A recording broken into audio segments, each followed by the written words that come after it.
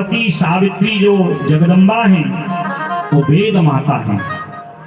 वेद, और जब सावित्री ने संसार के कल्याण के लिए, गायत्री माँ ने संसार की कल्याण की इच्छा करी तो ब्रह्मा जी को प्रेरित किया और अपने 4 वेदों के रूप में वेद माता गायत्री प्रकट हुई।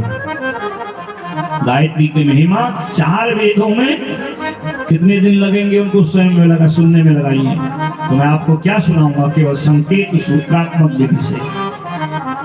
और यही सावित्री जगदम्बा, गायत्री जगदम्बा सावित्री के रूप में राजा जो है अश्वपति को कन्या रूप में प्राप्त हुई। कहते हैं कि मध्य देशे महाराजो बहु अश्वपतिर्मुने मालती समाख्याता यथा लक्ष्मीर गदाधृतो। मध्य देश में एक राजा अश्वपति थे, बहुत जो है पराक्रमी थे, लक्ष्मी के उपासक थे। ब्याह किया इनकी पत्नी मालती, बहुत वर्ष हो गए संतान नहीं हुई। और ये कथा स्वयं नारायण नारद जी को सुना रहे। वेद व्यास राजा जन्मेजय को और सूत जी ऋषियों को, और मैं अपनी अल्प बुद्धि से आपको, तो इन्होंने अपने गुरुदेव वशिष्ठ जी के उपदेश से गायत्री की महिमा को जाना। तो इन्होंने जो है गायत्री उपासना के लिए पाराशर ऋषि का आवाहन किया। एतस्मिन् अंतरे तत्र आजगाम पराशर। पराशर महात्मा जिन्होंने 60,000 वर्ष तक गायत्री की उपासना की है। दूसरे दिन या तीसरे दिन की कथा में पाराशर जी की कथा आई थी। पराशर सत्यवती के ही बेटा भगवान वेद व्यास नारायण है, कृष्ण द्वैपायन, और इनको जो है पाराशर जी ने गायत्री की उपासना के लिए प्रेरित किया और बड़ी महत्ता बताई। कहा कि खाली गायत्री का स्मरण करने से सारा जो दिन का पाप है नष्ट हो जाता है। 10 बारम जपेनेव, और 10 बार यदि करे दिन रात के पाप नष्ट हो जाते हैं। 7 बारम जपेस्तेव पापम मासार्जितम भवे। 100 बार 108 बार यदि कोई जपे गायत्री की महिमा को तो मास भर के पाप दूर होते हैं। सहस्त्रदा तपस्येव कलमशम वत्सरार्जितम। 1000 जपने से 1000 जो है वर्ष भर के सारे पाप दूर हो जाते हैं। और जो गायत्री का लक्ष्य जप करता है, और गायत्री मंत्र का पुरस्कार बताया है, जिस मंत्र में जितने अक्षर होते हैं उतना लाख जप करो तो उसका पुरस्कार माना जाता है। 24 लाख यदि कोई गायत्री का जप कर ले जो ब्राह्मण, वो साक्षात वेद स्वरूप हो जाता है, ज्ञान की मूर्ति हो जाता है। बड़ी महिमा है 3 काल में गायत्री को जपने की। और जो योगी हैं निशीथे तुरीय संध्याया, वो रात्रि के 12 बजे भी निशीत काल में गायत्री को जपते हैं। और अश्वपति को पाराशर जी ने कहा कि ज्येष्ठ कृष्ण त्रयोदशी में आप संकल्प करें और चतुर्दशी से व्रत आरंभ करें। और इन्होंने इस प्रकार पाराशर जी के बताए अनुसार अनेक वर्षों तक भगवती की बड़ी स्तुति करी। इसमें बड़ा जो है कैसे गायत्री का ध्यान करना चाहिए, आह्वान करना चाहिए, कैसे उनको टीका करना चाहिए, षोडशोपचार पूजा विधिवत एक अध्याय में बताई है। और फिर जैसे ब्रह्मा जी स्वयं वेद माता की स्तुति करते हैं वैसा ही निर्देश इन्होंने दिया। और एक सुंदर जो है गायत्री स्तोत्र है, और साक्षात इसको सुनने पढ़ने से वेद पाठ का परिणाम फल मिलता है। ब्रह्मोवाच सच्चिदानंद रूपे त्वं मूल प्रकृति रूपिणी हिरण्यगर्भे रूपे त्वं हिरण्यगर्भ रूपे त्वं प्रसन्ना भव सुंदरी तेजः स्वरूपे परमे परमानंद रूपिणी द्विजातीनां जाति रूपे प्रसन्ना भव सुंदरी नित्ये नित्य प्रिये देवी नित्यानंद स्वरूपिणी सर्वमंगल रूपे च प्रसन्ना भव सुंदरी सर्वस्वरूपे विप्राणाम मंत्रसारे परात्परे सुखदे मोक्षदे देवी प्रसन्ना भव सुंदरी विप्रपापेत्मदाहाय ज्वलदग्नि शिखोपमे ब्रह्मतेजः प्रदे देवी प्रसन्ना भव सुंदरी कायेन मनसा वाचा यत पापं कुरुते नरः तत्सवत्स्मरणमात्रेण भस्मीभूतं भविष्यति स्तवराजमिमं पुण्यं संध्यां कृत्वा च यः पठे पाठे चतुराणां वेदानां तत्फलं लभते च तत्। ये वेद स्तुति है भागवत जी में, और यहाँ देवी भागवत में जो स्वयं ब्रह्मा गाते हैं, और इस गायत्री की वेद स्तुति को जो गाते हैं उनको संध्या काल में इसके गाने का परिणाम ये मिलता है, 4 वेद पढ़ने की का जो फल है वही जो है 4 मंत्रों को पढ़ने की बड़ी सी महिमा है। इस प्रकार जो है भगवती जगदम्बा अश्वपति और मालती से प्रसन्न हुई और प्रकट हो गई। बोले गायत्री मैया की जय हो। जानाम्यहं महाराजो यत्ते मनसि वांछितम्। तुम्हें क्या चाहिए? कहा आपकी जैसी बिटिया। कहा मेरी जैसी तो नहीं हो ना। और समय आने पर मालती के गर्भ से माँ भगवती गायत्री वेद माता का कन्या रूप में अवतार हुआ। मैंने आपको कल निवेदन किया ना, कन्या भार नहीं होती, कन्या लक्ष्मी समाख्याता। कन्या तो भार का हरण करती है। समाज की स्थिति थोड़ी सी कल महाराज जी आके निवेदन किए, मैं तो कथा में हर जगह निवेदन करता हूँ, कन्या भार नहीं हो तो भार उतारती है।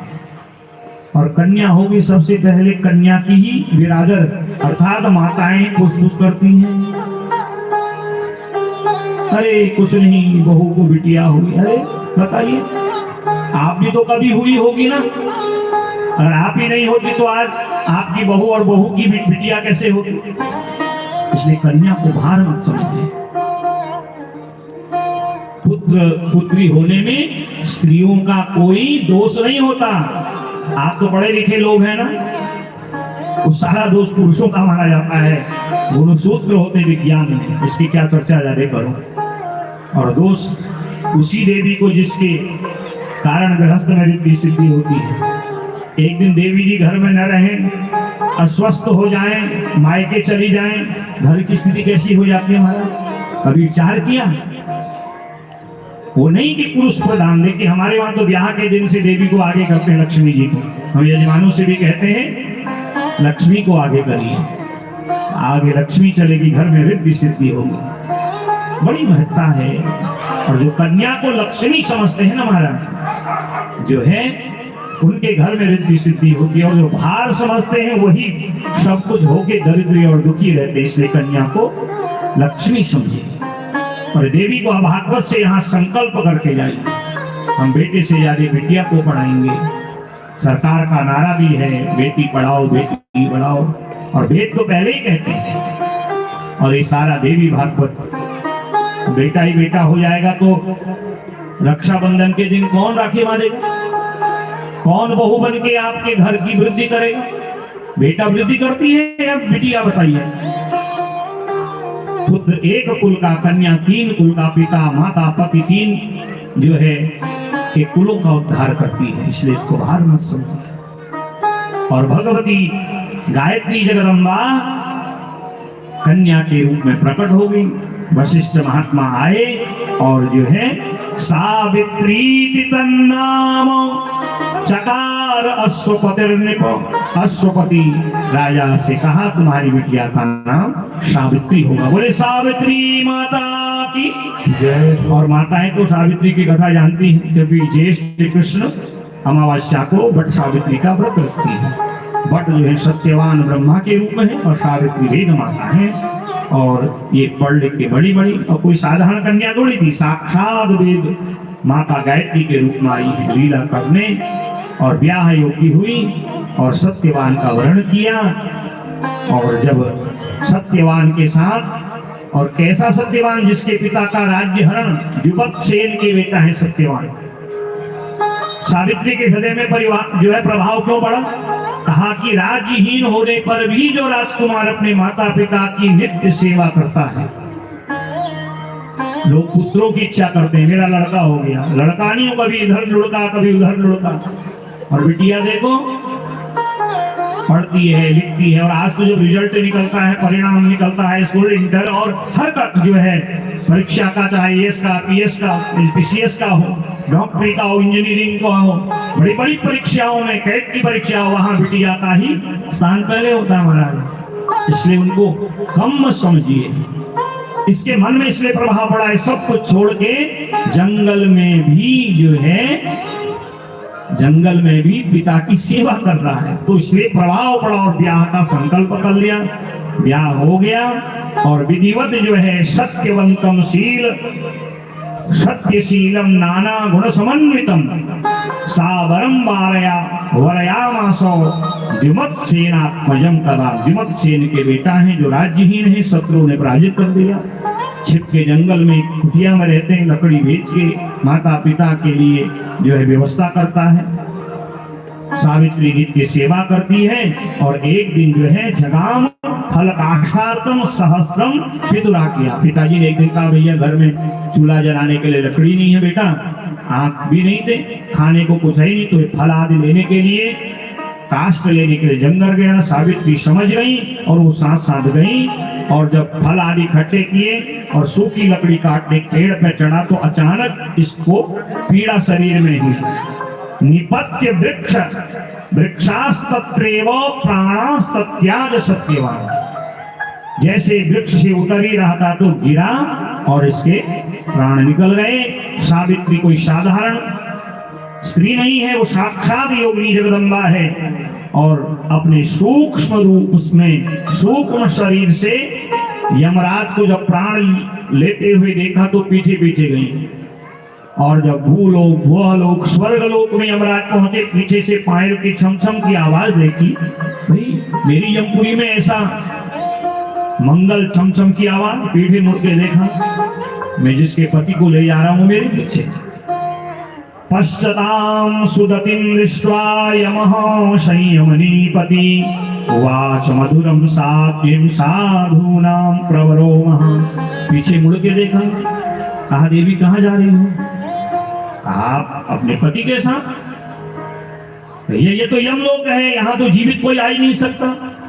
हाँ ठीक है, आपके यम पूरी के नियम होंगे, पर हम पतिव्रताओं के लिए तो शास्त्र में नियम है कि एक पतिव्रता जो दिन रात मनसा वाचा कर्मणा पति की सेवा करती है, उसकी आज्ञा के बिना उसके पति तो छोड़ो, उसके पति की छाया को भी कोई नहीं छू सकता।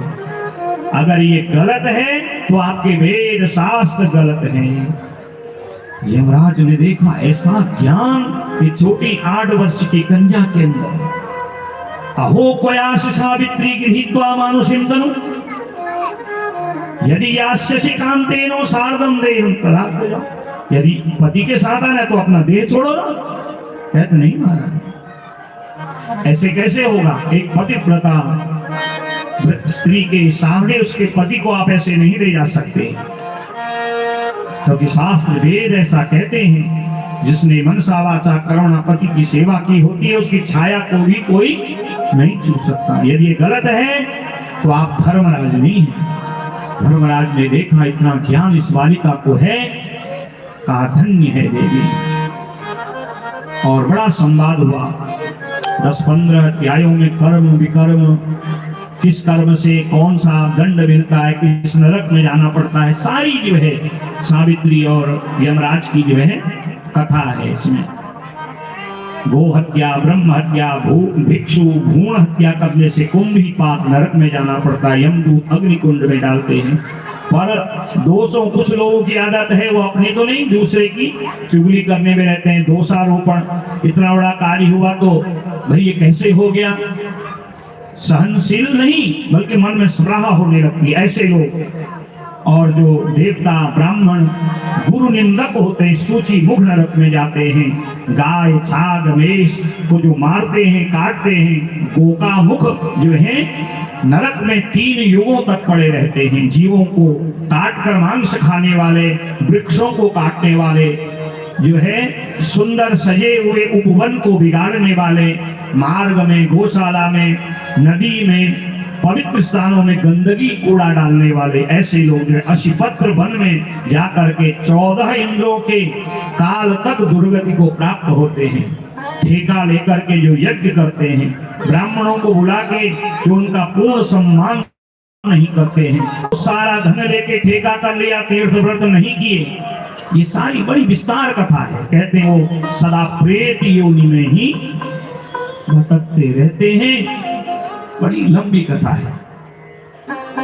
ज्ञान विज्ञान की बात हुई तब सावित्री कहती महाराज ये भी तो है ना कि जो अपने नियम का पालन करते हैं, संयम का पालन करते हैं, पतिव्रत धर्म का पालन करते हैं, तो उनकी आज्ञा के बिना यमराज भी पत्नी के प्राण नहीं ले सकते।